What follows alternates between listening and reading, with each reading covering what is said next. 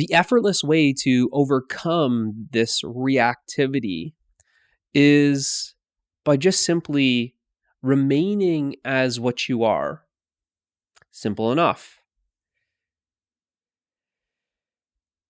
By experiencing your true nature, you experience this spaciousness, this openness that is the awareness that is ever present. Now, the nature of the awareness that is ever present is happiness, love, peace, and freedom. Now, this is ultimately what you are.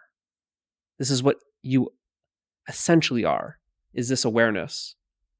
What you essentially are is the happiness, the love, the peace, the freedom that is inherent to this open, spacious awareness.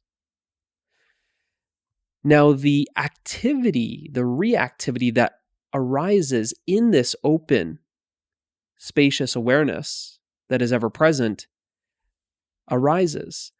And when you identify with that activity that arises, you then stop experiencing your true nature.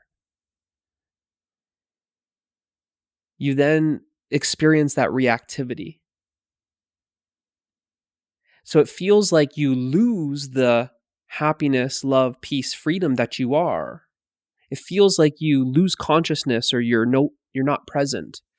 Only when there's the identification with thought. And when you are identified with thought, then the experience is highly reactive. So you overcome this reactivity by just simply abiding as what you are, abiding as awareness, remaining as this open, empty, spacious awareness that is ever present, in which the activity is arising in. When we identify with the activity, it creates a sort of artificial veil that it's as if you forget your true nature. The experience is feeling like you lose yourself in the activity. And it's what then feels like you're then just acting out the unconscious conditioning.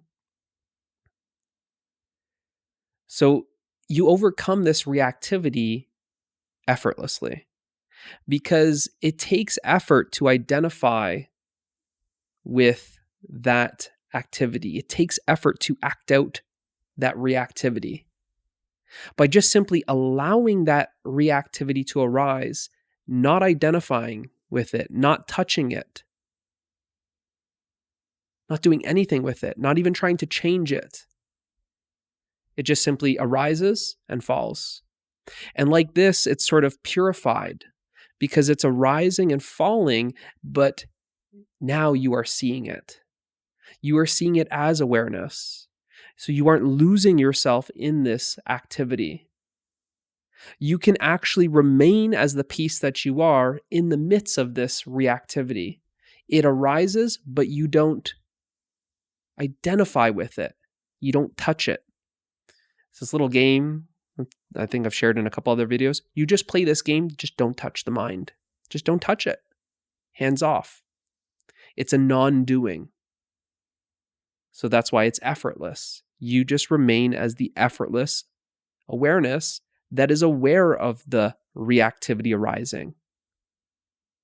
And what you find is every time you don't react with it, it feels as if you are able to remain as what you are even more.